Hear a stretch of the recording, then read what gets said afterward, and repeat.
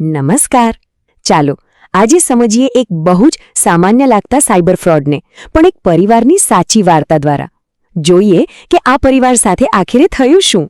શું એવું બની શકે કે ફક્ત એક ફોન કોલ આવે અને બેંક ખાતું ખાલી? સાંભળવામાં થોડું ફિલ્મી લાગે નહીં, પણ આજે આપણે જે કિસ્સાની વાત કરી રહ્યા છીએ એમાં બિલકુલ આવું જ કંઈક થયું છે. તો આખી વાતની શરૂઆત થાય છે એક ફોન કોલથી. એક એવો ફોન જે દેખીતી રીતે તો સાવ સામાન્ય હતો, પણ એવું હતું નહીં. અને આ ફોન આવે છે વિઠ્ઠલભાઈને, જેઓ એક રિટાયર્ડ સજ્જન છે. અને બસ આ એક ફોન એમની જિંદગીમાં ઘણું બધું બદલી નાખવાનો હતો.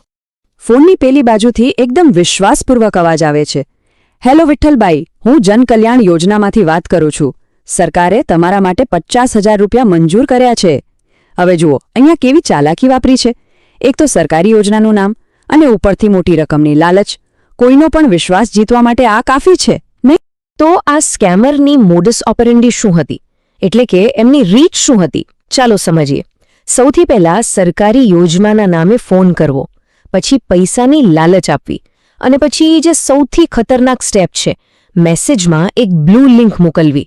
અને જેવું તમે એના પર ક્લિક કરો એટલે તરત જ 6 આંકડાનો OTP નંબર માંગી લેવો. એકદમ પરફેક્ટ પ્લાન, કોઈને પણ ફસાવવા માટે. હવે કહાણીમાં એક નવો વળાંક આવે છે. વિઠ્ઠલભાઈના દીકરા આકાશની એન્ટ્રી થાય છે. આકાશ, જે ટેકનોલોજી વિશે બધું જ જાણે છે, પણ એ દિવસે ખૂબ જ ઉતાવળમાં હતો. વિઠ્ઠલભાઈ થોડા મૂંઝવણમાં હતા, એટલે એ આકાશને પૂછે છે. પણ આકાશ તો ઉતાવળમાં હતો.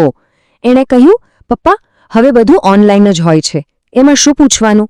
લિંક પર ક્લિક કરો અને જે નંબર આવે આપી દો, મને મોડું થાય છે. બસ આ જે ભૂલ હતી, ઉતાવળ અને બેદરકારીએ ફ્રોડ માટે રસ્તો ખુલ્લો કરી દીધો. અને અહીંયા છે ને એક બહુ જ મોટો તફાવત સામે આવે છે, ભણતર અને જાગૃતિ વચ્ચેનો. જુઓ, આકાશ ભણેલો ગણેલો છે, ટેકનોલોજીનો જાણકાર છે, એજ્યુકેશન તો છે, પણ એ સમયે જાગૃતિ નહોતી. અને બસ એની એ જ ઉતાવળે બધો ખેલ બગાડી નાખ્યો. અને પછી શું થયું? પરિણામ શું આવ્યું?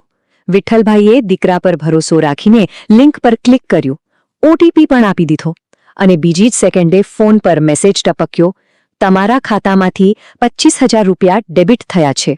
વિચારો, 50,000 રૂપિયા આવવાની લાલચમાં પોતાના જ 25,000 ગુમાવી દીધા.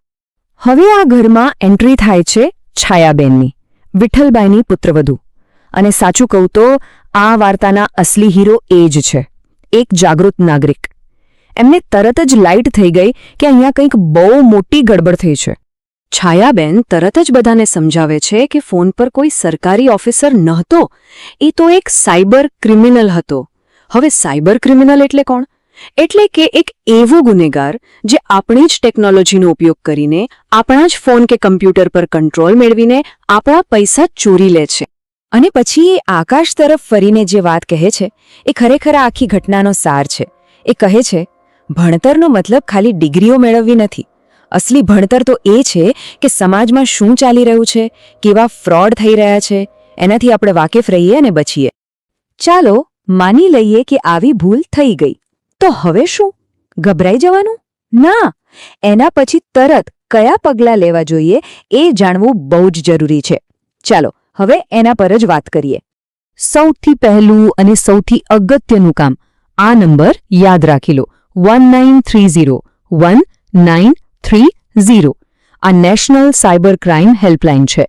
કોઈ પણ પ્રકારનો ઓનલાઈન ફાઇનાન્શિયલ ફ્રોડ થાય તો તરત જ આ નંબર ડાયલ કરવાનો. તો શું કરવાનું? જેવું છાયાબેને કહ્યું, બિલકુલ એ જ. સ્ટેપ 1, તરત જ પોતાની બેંકને ફોન કરો. સ્ટેપ 2, તમારું કાર્ડ અને એકાઉન્ટ બ્લોક કરાવી દો. અને સ્ટેપ 3, 1930 પર ફોન કરીને સાયબર ક્રાઇમની ફરિયાદ નોંધાવો. યાદ રાખો, આમાં જેટલી સ્પીડ રાખશો, પૈસા પાછા આવવાના ચાન્સ એટલા જ વધી જશે. તો આ આખી ઘટના પછી એ પરિવારના દરેક સભ્યને એક બહુ મોટો બોધપાઠ મળ્યો. અને આ બોધપાઠ ખાલી એમના માટે નથી, આપણા બધા માટે છે. વિઠ્ઠલભાઈ શું શીખ્યા? એમનો પાઠ એકદમ સાદો અને સ્પષ્ટ છે. કોઈ પણ અજાણી લિંક એટલે મુસીબતને સામેથી બોલાવવી. કોઈ અજાણ્યા સોર્સ પરથી આવેલી લિંક પર ભૂલથી પણ ભરોસો ન કરાય. અને આકાશે શું શીખ્યું? એને સમજાયું કે ખાલી ભણતર કે નોલેજ હોવું પૂરતું નથી. ભણતરની સાથે સાથે સાવધાની પણ એટલી જ જરૂરી છે. જો તમારી પાસે જાણકારી હોય પણ સાવચેતી ન હોય તો એ જાણકારી કોઈ કામની નથી. અને છેલ્લે છાયાબેનનો બોધપાઠ, જે આખી વાતનું હાર્દ છે. સાચું ભણતર એ છે જે આપણને છેતરાવાથી બચાવે. આખરે તો આપણી પોતાની જાગૃતિ જ આપણી સૌથી મોટી ઢાલ છે. અને આખી વાત આપણને એક બહુ મોટા સવાલ પાસે લાવીને ઊભા રાખે છે. શું આપણી આ ભાગદોડવાળી જિંદગી, આપણી આ સ્પીડ આપણને ક્યાંક વધુ અસુરક્ષિત તો નથી બનાવી રહી? ક્યાંક ઉતાવળમાં આપણે એવી ભૂલો તો નથી કરી બેસતા જેનો અંજામ બહુ ગંભીર હોય? આ સવાલનો જવાબ આપણે સૌએ વિચારવાનો છે.